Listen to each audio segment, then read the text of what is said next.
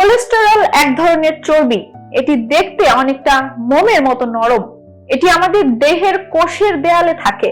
আমরা যখন চর্বি জাতীয় খাবার খাই তখন আমাদের যকৃতে এই ধরনের কোলেস্টেরল তৈরি হয় এবং রক্ত সঞ্চালনের মাধ্যমে আমাদের দেহের সব রক্তনালীতে ছড়িয়ে পড়ে।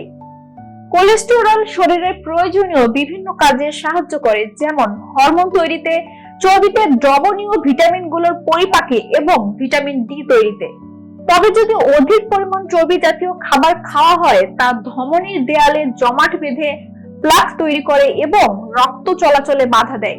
ফলে বিভিন্ন ধরনের শারীরিক সমস্যা দেখা যায়, যেমন উচ্চ রক্তচাপ, হৃৎপিণ্ডের নানা ধরনের অসুখ, হার্ট অ্যাটাক ইত্যাদি। কোলেস্টেরল সাধারণত দুই ধরনের। এর মধ্যে ভালো ও খারাপ কোলেস্টেরল দুইই রয়েছে। চিকিৎসকদের কথায় খারাপ লো ডেনসিটি লাইপোপ্রোটিন কোলেস্টেরল রক্তনালীতে মধ্যে জমতে থাকে। এতে রক্ত প্রবাহে বাধা তৈরি হয়, যা থেকে হার্ট অ্যাটাকের মতো সমস্যা দেখা দেয়। খারাপ কোলেস্টেরল যেমন খারাপ তেমন ভালো কোলেস্টেরল শরীরের জন্য জরুরি। চিকিৎসকদের কথায় ভালো কোলেস্টেরল হার্টের স্বাস্থ্য ভালো রাখে। রক্তে কোলেস্টেরল বাড়লে কিছু উপসর্গ দেখে তা বোঝা যায়। পা, জিভ ও চোখের বেশ কিছু বদল দেখে আগে থেকেই বোঝা সম্ভব কোলেস্টেরলের উপসর্গ। পায়ে যে লক্ষণগুলো দেখা যায়, পায়ের ধমনীতে কোলেস্টেরল জমতে থাকলে রক্ত চলাচলের সমস্যা দেখা দেয়। এর ফলে পায়ের পেশিতে মাঝে মাঝেই টান লাগে। এছাড়া হাঁটাচলা করলে পায়ে ব্যথা বেশ বেড়ে যায়। সাধারণত বিশ্রাম নেওয়ার সময় এই ব্যথা বাড়ে। তবে চলাফেরার সময় অনেকটাই মারাত্মক হয়ে ওঠে পেশির টান। এছাড়া পায়ের লোম উঠে যাওয়ার মতো উপসর্গ দেখা দিতে পারে। ত্বকের রং আরো গাঢ় হয়ে যায়।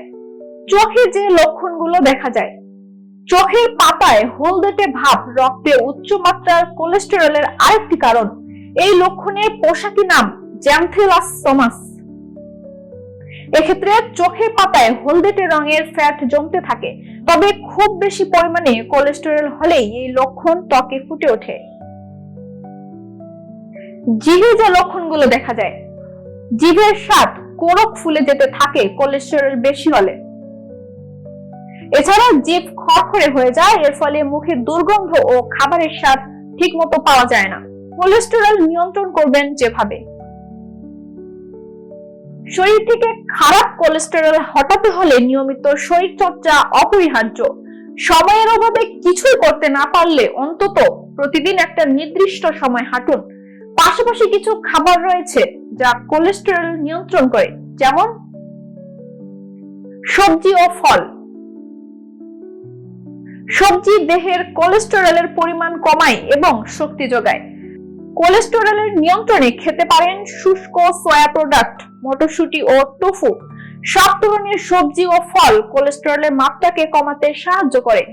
বিশেষত যেসব সবজিতে ভিটামিন সি ও বিটা ক্যারোটিন রয়েছে সেগুলো বেশি খেতে হবে। মাছ। যারা সপ্তাহে 3 দিন অথবা এর বেশি সময় মাছ খায় তাদের শরীরে খারাপ কোলেস্টেরল কম থাকে। যারা উচ্চ রক্তচাপ এবং বিভিন্ন হৃদরোগে ভুগছেন তাদের জন্য মাছ খুব উপকারী। এর মধ্যে হাই ওমেগা 3 ফ্যাটি অ্যাসিড রয়েছে। অলিভ অয়েল বা জলপাইয়ের তেল, এতে রয়েছে মনো আনস্যাচুরেটেড ফ্যাটি অ্যাসিড ও vitamin E. Monounsaturated fatty acid দেহের খারাপ কোলেস্টেরল এলডিএল কে কমায় এবং ভালো কোলেস্টেরল এইচডিএল কে বাড়াতে সাহায্য করে। রসুন ও পেঁয়াজ। গবেষকরা বলছেন রসুন ও পেঁয়াজ জাতীয় খাবার শরীরে বাজে কোলেস্টেরলের পরিমাণ কমায় এবং হৃৎপিণ্ডকে ভালো রাখে। তরকারি ও সালাদে আমরা এটি ব্যবহার করে থাকি।